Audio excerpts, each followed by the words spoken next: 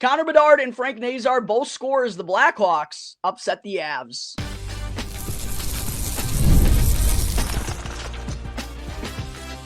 You're Locked On Blackhawks, your daily podcast on the Chicago Blackhawks, part of the Locked On Podcast Network, your team every day.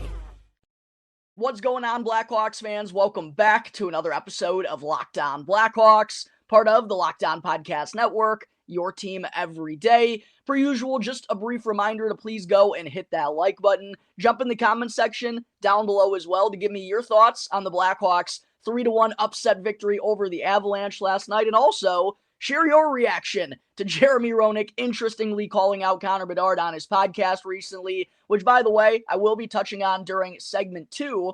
And as a brief reminder, I always have everything time-coded down in the description on both the audio and video version on every episode of Locked On Blackhawks. And I'm sure there are many people who tuned into today's show to hear about Jeremy Roenick calling out Connor Bedard and my thoughts on that whole matter. So if you want to go and skip out on segment 1, my recap of the Blackhawks win over the Avalanche, you can easily do so by just hitting the description. You can find everything time-coded down in there. And last but certainly not least, please make sure that you're subscribed to Locked On Blackhawks on YouTube. The numbers really have been jumping up these last couple of weeks. I expect that's going to continue to be the case for the Blackhawks as they approach the trade deadline. Make sure that you're subscribed to the channel so you don't miss out on any of the good stuff that I'm pumping out here on Locked On Blackhawks, including my Deep Dive 4.0 dropping tomorrow, as well as my Chicago Blackhawks mid-season prospect rankings coming out a little bit later. But to kick things off on today's episode, Blackhawks fans, what a win for the Hawks last night, topping the Colorado Avalanche 3-1 for their second win here in 3 games in 2025. A much-needed victory to get this team kind of back on track after yet another embarrassing rout to the hands of the New York Rangers on Sunday afternoon in their last bit of action. That marked 4 blowout losses for the Blackhawks in their past 5 games. So really nice to kind of right the ship here on home ice, and also nice to do it in front of a national audience. I knew the Blackhawks' struggles on nationally televised games were an issue. I didn't know they were quite this bad, as following the Blackhawks' victory, Ben Pope of the Chicago Sun-Times posted that the Blackhawks snapped a 16-game losing streak on national television. So kind of had to prove to the rest of the world that we're still a little bit worthy of being an NHL franchise, but a fun night together for the Blackhawks, picking up a 3-1 win over a very solid Avalanche bunch. As far as what went right for the Blackhawks, I think there were 4 real key things that went right for them. First and foremost, the top line just keeps on sizzling, baby. Connor Bedard with 2 more points to extend his point streak to a career-best 8 games, netted a nice primary assist on Ilya Mikheyev's opening goal, which, similar to the Blackhawks' opening goal on Sunday against the New York Rangers, Bedard forcing a turnover and then making a nice play. This was more so his teammate capitalizing on the turnover, but again, a example of Connor Bedard making a simplified play, taking what the defense was giving him, recognizing that they were collapsing on him as he was entering the offensive zone. And so many times in his first year and a half at the NHL level, we'd see Connor Bedard try to do too much here, try to stick handle through 2 or 3 defensemen to enter the offensive zone. But here, that's not what he did. Instead, he dumped it into the offensive zone, recognizing that he didn't really have anything, and he got on his horse on the forecheck to force a turnover on Samuel Girard. Colorado Avalanche defenseman Ilya Mikheyev is Johnny on the spot to pick up the loose puck and beat Trent Miner, who made his NHL debut in goal, by the way, for the Avs last night, to get the Blackhawks on the board. And then also, we of course saw Bedard pot a huge insurance goal there in the third period for his 11th tally of the season, which it looked like he had actually already scored his 11th goal of the season earlier on in the game.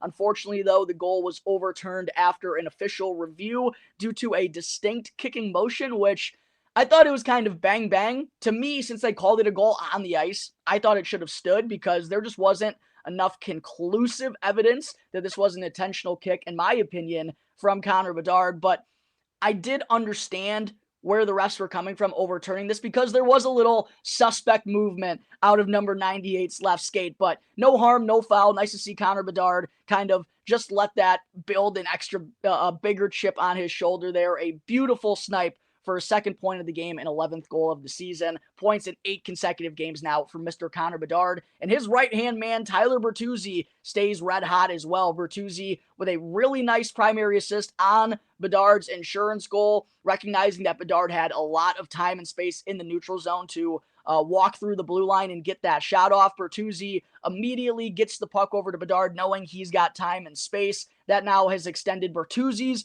point streak to 4 games, and he and Bedard with one another. It just makes so much sense. As I talked about a couple of days ago on the show, I don't know why it took so long to put these two together. I think considering the way Bert plays, considering Bedard is kind of an undersized skill player, he needs someone with that sandpaper game that can go to the dirty areas in the front of the net to have success.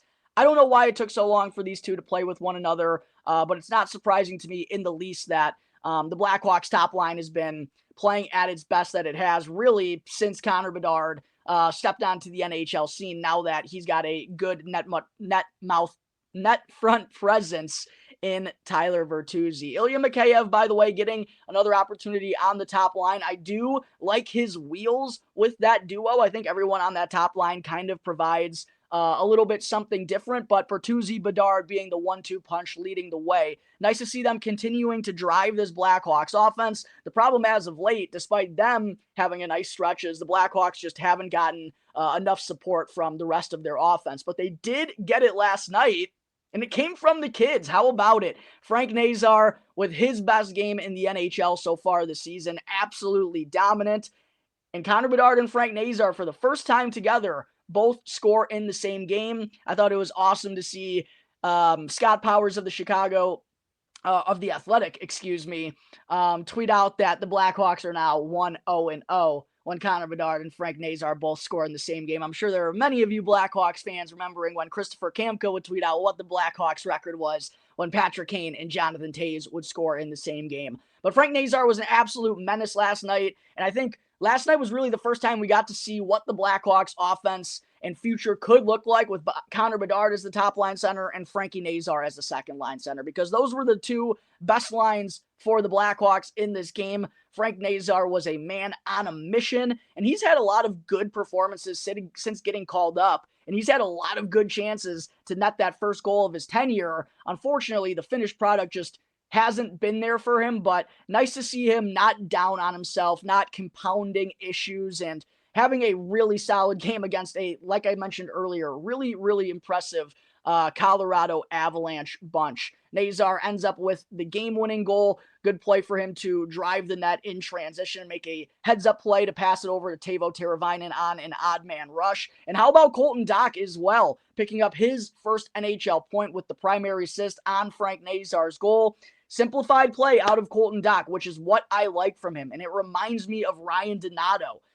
I think there's a little bit of different reasoning as to why they always shoot the puck, whereas Ryan Donato just knows that's the best method forward for this Blackhawks team. Colton Dach, I think, just really trusts upon his shot. Regardless, shooting the puck is not a bad thing for this Blackhawks team. And look what happens. Colton Dach just rifles the puck on cage. Frank Nazar is Johnny on the spot for the rebound. That wound up being the game-winning goal in this one. So love to see the kids making an impact for the Blackhawks as well, while Connor Bedard and Tyler Bertuzzi continue to do their thing on the top line.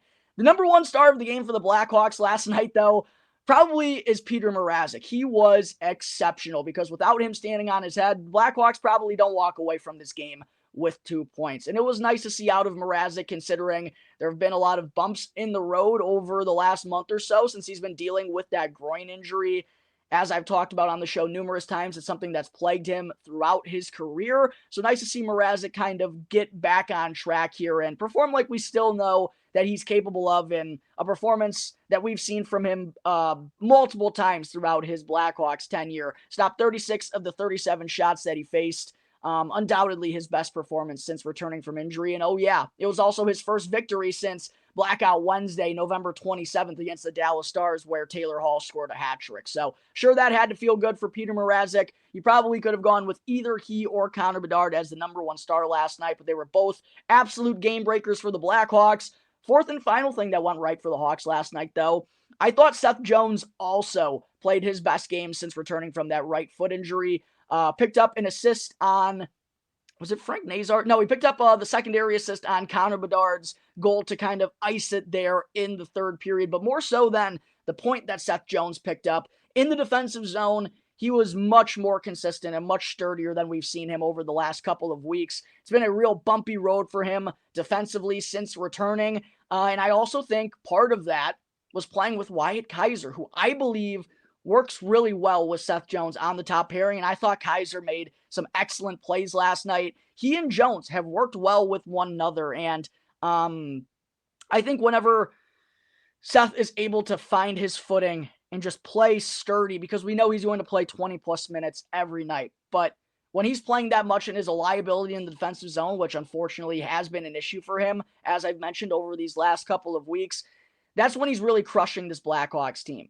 But when he's playing hard in front of the net, when he's not giving up odd man rushes and taking care of the puck, getting it out of harm's way, that's when Seth Jones is at his best. I thought he played a simplified game last night, had a really active stick in the defensive zone, and head coach Anders Sorensen gave him a shout out following the game as well. So really, it was the big dogs coming to play for the Blackhawks: Connor Bedard, Tyler Bertuzzi, Petr Mrazek, Seth Jones, and then a nice little sprinkle of production out of Frank Nazar and Colton Dach leads to a big-time 3-1 win over the Colorado Avalanche. Second win in 3 games for the Blackhawks here in 2025. Hopefully, that gives them some good momentum as they head out to Detroit to take on the rival Red Wings and Patrick Kane and Alex DeBrincat on Friday night. But coming up in just a moment, Blackhawks fans, don't go anywhere, because I'm going to share my thoughts on the Connor Bedard and Jeremy Roenick tee. But first, I do got to talk to you all real quick about the fine folks over at FanDuel. From big upsets to game-winning drives, the NFL playoffs are just much better with FanDuel, America's #1 sportsbook. Because right now, new customers can start the postseason strong with $200 worth of bonus bets guaranteed. And FanDuel has so many ways for you to now pick up a W. Personally, I love betting on touchdown scores and how many points each team will score, but FanDuel also has bets for player props, money lines, game specials, and much, much more. And to go and take advantage of the amazing offer that they have right now, make sure to go and visit FanDuel.com in order to join today. Again, that's FanDuel.com for your chance to win $200 worth of bonus bets guaranteed, whether your first $5 bet wins or loses. So what are you waiting for? Go and make every moment more with FanDuel, an official sportsbook partner of the National Football League. Segment 2, for those of you who might have missed it, which I very doubt is the case, Jeremy Roenick controversially called out Chicago Blackhawks 19-year-old superstar Connor Bedard recently on his Snipes and Stripes podcast. I can't even get the title right, which he hosts alongside former NHL referee Tim Peel, who doesn't exactly have the best reputation. If you know, you know. And Roenick mentioned on the podcast that all players, except for Connor Bedard, apparently came up to him and showed respect prior to the Winter Classic on New Year's Eve against the St. Louis Blues. Quite honestly, Blackhawks fans, this is something I really didn't even want to talk about because I didn't want to make Jeremy Roenick's words bigger. But I guess at the end of the day, what I really realized is this show isn't for me. The show is for all of you. And I know all of you want to hear what I have to say about Jeremy Roenick calling out Connor Bedard and just all of this nonsense. For anyone who might have missed it, this is exactly what Jeremy Roenick had to say about Connor Bedard on the podcast, which to me just sounded like a little bit of a boost, a guy who's trying to get some eyeballs and get some clicks on his stuff. Here's what Roenick had to say. Quote, "There needs to be respect in the game, and there needs to be respect for the history of the game. There's one player that didn't come up to me, Chelly, or Savvy, and that was the superstar of the Chicago Blackhawks, Connor Bedard. If we don't have that respect to go up and fist bump to say, hey, congratulations, how can you do it with your own teammates?" Here's also what Roenick had to say. "This kid needs to learn as a 19-year-old. This all is his learning curve. His learning curve has to be there if he's going to be a captain of the team. Unfortunately, he dropped the ball." This is all stemming from Connor Bedard apparently not giving Jeremy Roenick a fist pump, not giving Chris Chelios and Denny Savard a fist pump prior to the Blackhawks Winter Classic at Wrigley Field on New Year's Eve against the St. Louis Blues. Jeremy, why? Just why on the podcast? That's the most, there's two frustrating things to me about this. The way he handled it by airing it out on his podcast, and B, the timing of it all. When it comes just a month or so After we just celebrated you going into the Hall of Fame, Jeremy, after it was your night, why do you have to do this? Why do you continue to shoot yourself in the foot? The first thing I'll address is him airing it out on his podcast. Jeremy, if you really cared about the Chicago Blackhawks organization, if you really cared about what was right for Connor Bedard, and if you were really upset by this, then you wouldn't be airing it out on your podcast. You would actually, maybe like a grown man, go and talk to Connor Bedard, who, by the way, is a 19-year-old kid that you are going to undermine on national air in front of all of these Blackhawks, in front of this Blackhawks audience for what? So you can grow your stuff? It's just an ignorant decision. One that, for those of you who know how Jeremy Roenick goes about things, is not the most surprising. You know who Jeremy Roenick reminds me of, Blackhawks fans? He reminds me of Reese Bobby from Talladega Nights. Because just whenever something's going good, I think Jeremy Roenick he gets that sick feeling in his stomach that he's got to go and ruin it, because it was like things were going good for him in the Blackhawks, right? He gets inducted into the Hall of Fame. He has his night at the United Center. They bring him into the broadcast booth. There are some people who thinks he does very well and think, hey, the Blackhawks broadcast, of course, has been an issue these last handful of years. Maybe we bring on Jeremy Roenick. This is the exact reason why Jeremy Roenick, A, will never long-term be in good graces for the Chicago Blackhawks, because he can never help himself. And B, this is why putting Jeremy Roenick with a microphone in his hand is always an awful idea. Do you all remember how Jeremy Roenick lost his job with, what was it was it Versus at the time? Maybe, or maybe it was, it's changed channels. It might have been NHL on TNT, actually, or ESPN, but there was the stuff with Catherine Tappan, I believe it was. Like, Jeremy just can't help himself. He never can. He can never shut his yap. It's always all about Jeremy and his show. And, man, so annoying. So annoying. Jeremy, literally, we just gave you your night. It was all about you. It doesn't have to be all about you 24/7. This was such a main character syndrome type of move that we know Jeremy Roenick has. And Jeremy, you blew it, buddy. You blew it. I wouldn't be surprised if you don't have another ceremonious night for the Chicago Blackhawks, because you don't call out their 19-year-old face of the franchise on a freaking podcast that you do with Tim Peel. That is literally so pathetic of a 50-year-old grown man to do. Who are you, dude? Seriously, who are you, man? So frustrating. And listen, part of me will always love JR, because he is like, there's part of him that is the epitome of the Chicago Blackhawks spirit. But he is such a freaking bonehead, man. He can't do himself any favors, and he can never stay out of his own way. He is Reese Bobby. Anytime anything goes good, he just, there's something inside him that doesn't feel right about it. Things were going well for Jeremy and the Blackhawks, and I doubt they were going to actually put him on the air for radio or broadcasting or anything. But there were some Blackhawks fans, had this not have happened, that were going to try to pump that up, I think, for Jeremy Roenick, because he does bring some excitement to the broadcast. He is a phenomenal storyteller. We know about his time in the NHL and all the quirky things that he was involved in, but was a guy who would lay it all on the line out there on the ice, could hit, could fight, could score goals, could pass. He was a jack of all trades type of guy that, for all the right reasons, us Blackhawks fans loved when he was a member of the team. But man, this guy just can never shut his frickin' yap. And it's so annoying, man. Connor Bedard does not deserve this. And listen, I can try to understand where Jeremy's going with this. And maybe it is a little crummy of Connor Bedard to not give Jeremy Nux. But at the end of the day, this is prior to a Winter Classic game, a nationally televised game, which he is the focal point of. The Blackhawks are going through an absolutely brutal stretch.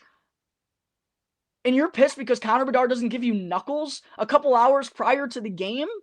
And again, he's 19 years old, and you're going to voice these frustrations to the entire world instead of going and handling it like a man and talking with him and putting your arm around him. That's what a good ambassador of the Chicago Blackhawks would have done, Jeremy Roenick. They would have said, kid, listen, it's not a big deal, but you gotta make sure you show some love to the young guys. And you go and make it a joking matter so it doesn't have this awkwardness now that there's always going to be with Jeremy Roenick and Connor Bedard, I'm sure.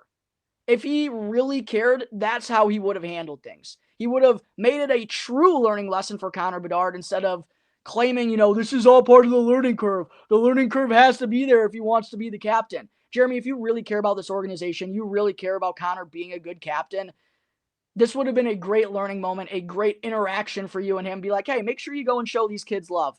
And it wouldn't have been a big deal. It would have easily been brushed to the side. But now, because you wanted to go and voice it on your freaking podcast to probably get you more clicks and get you more attention, because that's what you always love, Jeremy Roenick, you've gone and ruined everything. So you're going to have to deal with the repercussions that come from this. And if the Chicago Blackhawks want nothing to do with you for another handful of years, I wouldn't blame them, because Jeremy, you always have been, you always will be a gosh darn liability. There's still part of me that loves you, man, but you gotta learn to bite your tongue every now and again. This was an absolutely unacceptable offense, and just kind of a shameful move for a grown man who just got inducted into the Hockey Hall of Fame. But there are my thoughts on Jeremy Roenick's debacle with Connor Bedard, as he can never seemingly stay out of his own way. Coming up in just a moment, Blackhawks fans, before I close out today's episode, I'll talk about the Rockford IceHogs possibly playing in an outdoor game next season. But first, I do got to talk to you all about Game Time. I love going to live events, whether it's a sporting event, concert, theater event, or stand-up comedy. And one of my favorite memories was actually attending a concert last year. The energy and the excitement were absolutely unforgivable. Unforgettable. And now, Game Time has made it even easier to get tickets for your favorite events with their new feature called Game Time Picks. Game Time Picks filters out the fluff to show you only incredible deals on great seats, so you don't have to waste time searching through thousands of tickets. And I personally have used Game Time since I was back in high school. It's always been the cheapest and easiest way for me to purchase all of my tickets, whether I'm going to Cubs game down at Wrigley Field, Blackhawks game down at the United Center, or wanting to see a sports game in any city. I highly recommend you always go and download the Game Time app, create an account, and use the promo code LOCKEDONNHL in all caps to get $20 off with your first purchase. Yes, you heard me right. You can get $20 off to come and see the Blackhawks at the UC this year. All you got to do is use the code LOCKEDONNHL in all caps when you create an account after downloading the Game Time app. What time is it? It's game time. Back here on the Locked On Blackhawks podcast, part of the Locked On Podcast Network, your team every day. Just wanted to say thank you real quick to everyone for making Locked On Blackhawks your very first listen here to start off your week. For your second listen, make sure to go and check out the Locked On Fantasy Hockey Podcast so that you can become a fantasy hockey expert and get the edge over your league mates with daily tips from Steal and Flip. And you can go and find the link to Locked On Fantasy Hockey right now on YouTube or wherever you may be listening to your podcasts. Segment 3, the NHL announced yesterday that the 2026 Winter Classic and Stadium Series will be heading to the Sunshine State as the Florida Panthers will be hosting the New York Rangers in Miami at Lone Depot Park, home of the Miami Marlins, on January 2nd, 2026, while the Tampa Bay Lightning will also be hosting the Boston Bruins at Raymond James Stadium, home of the Tampa Bay Buccaneers. That will be happening on February 2nd. One of the coolest stadiums in the entire world, in my opinion. Something that is truly on my sporting bucket list. I really want to go down to Raymond James. Maybe I can make it happen for this game. Shout out to my boy Armando Velez in the Florida area. I know, obviously, the Lightning are the one that are playing at Raymond James, but maybe we can make something work here. But I do think it's really interesting that both the Stadium Series and the Winter Classic are heading to Florida. I think it's right, considering how much Florida has been at the focal point of the NHL these last handful of years. The Tampa Bay Lightning going back-to-back, the Florida Panthers winning the Stanley Cup last year. It's good to put a spotlight over hockey in Florida, but obviously there are concerns about how the ice is going to be handled down there in Florida, even if it is January and February, right? You're thinking there are probably going to be some issues keeping that puppy cool. I'm very interested to see how that is all going to play out, but hopefully the developments all go well. Hopefully the game goes well, because those markets have absolutely blossomed over these last couple of years, and to put a focal point on it like that, especially on a day like January 2nd, then the Stadium Series a month later, even though the NHL stinks at frickin' marketing these things, I think it'll only be bigger for these Florida markets that have grown so much larger these last couple of years. But with that, Blackhawks fans, I also wanted to make sure to bring up that I saw from CHGO Blackhawks yesterday that there could be an announcement coming on January 12th, which is this Sunday, by the way, about the IceHogs potentially playing in an AHL outdoor game next season. And some of you may remember during this past offseason, it was actually in July, Tony Andrakaitis, I'm sorry, Tony, if you happen to listen to this. I can't be the first one who's ever butchered your last name, but he's a big AHL journalist with about 10,000 followers on X. On July 11th of 2024, he posted that he was told the Blackhawks looked into having the Rockford IceHogs host an outdoor game at Wrigley Field, but unfortunately were unable to make it work. However, the final sentence of that post from Tony, I will say, was him mentioning that we still could see an outdoor game, though, from two AHL teams in 2026. And perhaps it's our Rockford IceHogs. Sure seems like some signs are pointing into that direction.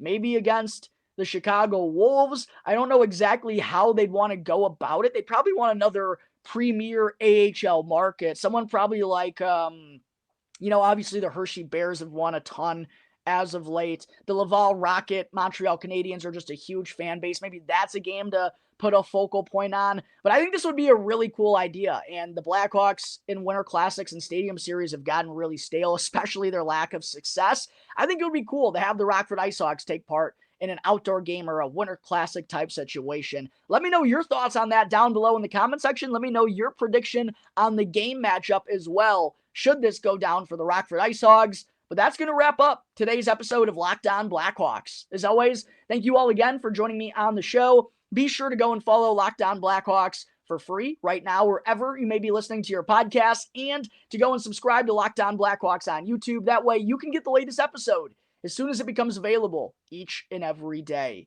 As always, I'm your host, Jack Bushman. You can check me out on X at Jack Bushman 2, but make sure to follow my Strictly Blackhawks account at Talkin' Hockey for all the latest Blackhawks news and updates. So until tomorrow's episode, everyone, enjoy the rest of your days. I'll see you next time on the Locked On Blackhawks podcast, part of the Locked On Podcast Network. By the way, Deep Dive 4.0 coming out tomorrow. Be on the lookout for that. I'll see you next time on the Locked On Blackhawks podcast, part of the Locked On Podcast Network, your team every day.